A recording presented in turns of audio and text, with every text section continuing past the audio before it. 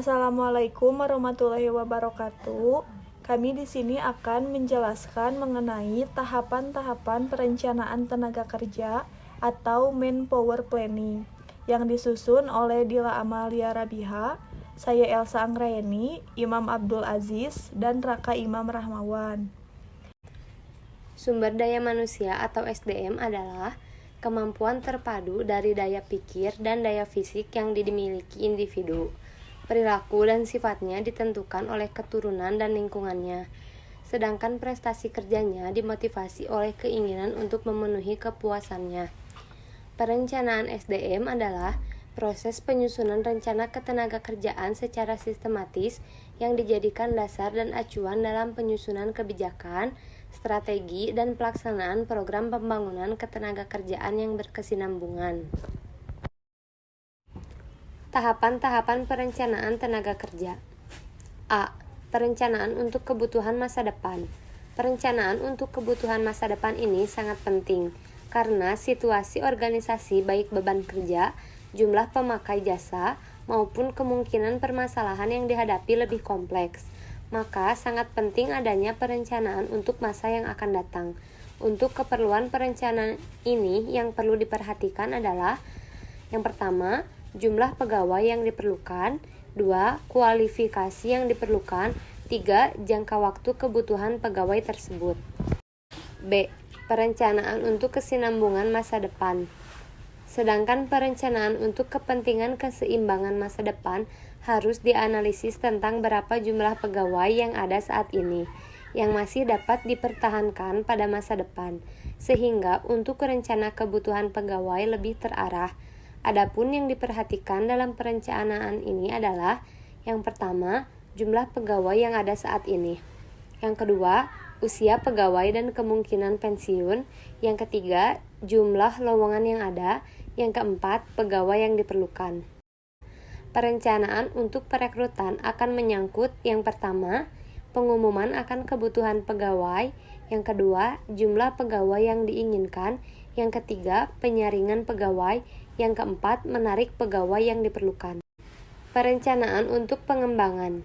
Sedangkan perencanaan untuk pengembangan akan memperhatikan yang pertama, pendidik dan pelatih. Yang kedua, pergeseran atau mutasi dan promosi.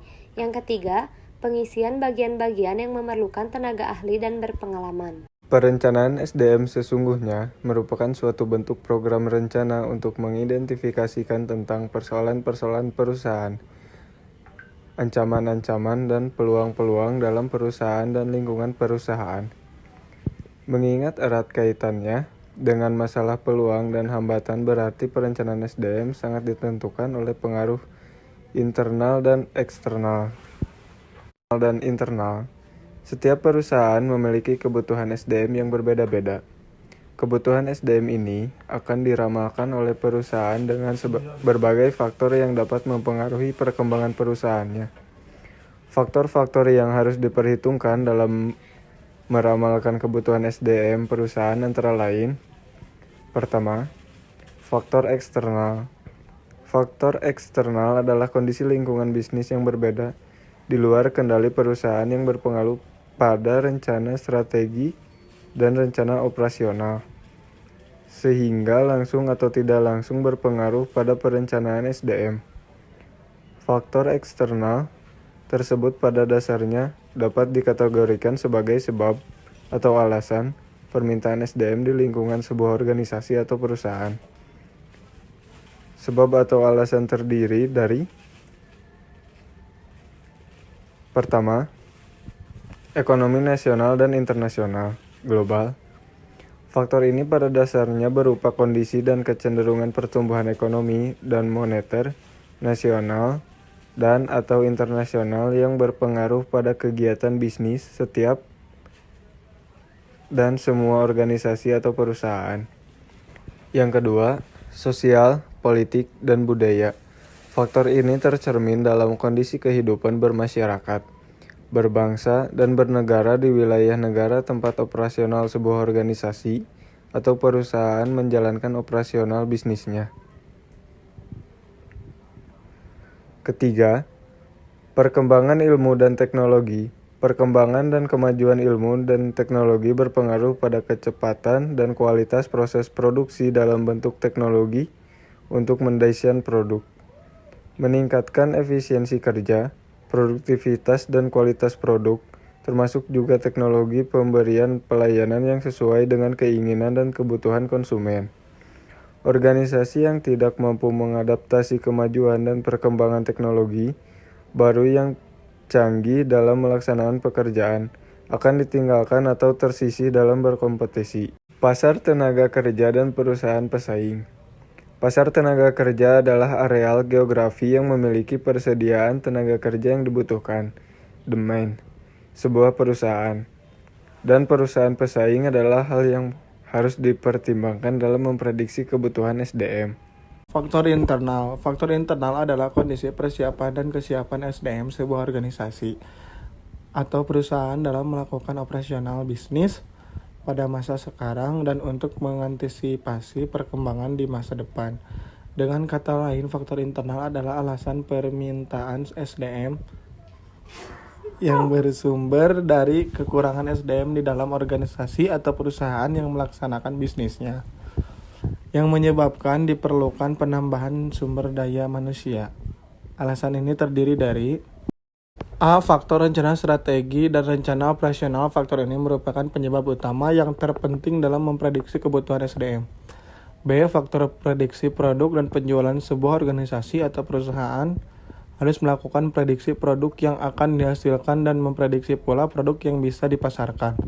Prediksi ini pada dasarnya merupakan prediksi laba yang dapat diraih dengan mempergunakan jumlah dan kualitas SDM yang sudah dimiliki oleh organisasi atau perusahaan.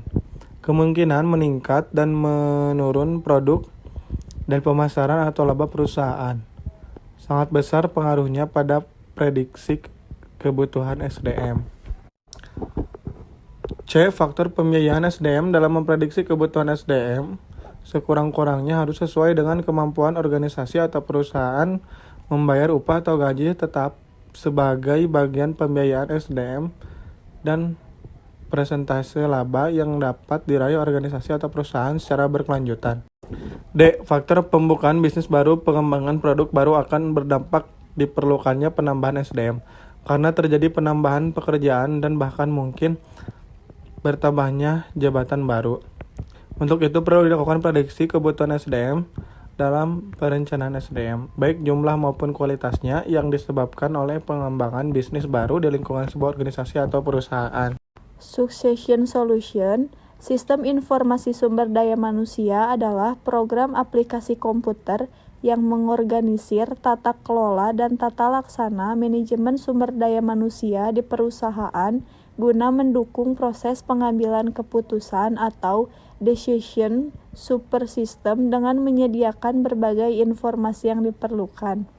Sistem informasi sumber daya manusia memiliki beberapa tujuan utama dalam suatu organisasi. Tujuan-tujuan tersebut antara lain adalah untuk meningkatkan efisiensi di mana data karyawan dan aktivitas sumber daya manusia digabungkan menjadi satu tujuan, yaitu lebih strategis. Selain itu, sistem informasi sumber daya manusia juga mempunyai manfaat dalam organisasi karena sistem informasi sumber daya manusia dianggap lebih otomatis dalam sistem pengkajian dan aktivitas tunjangan.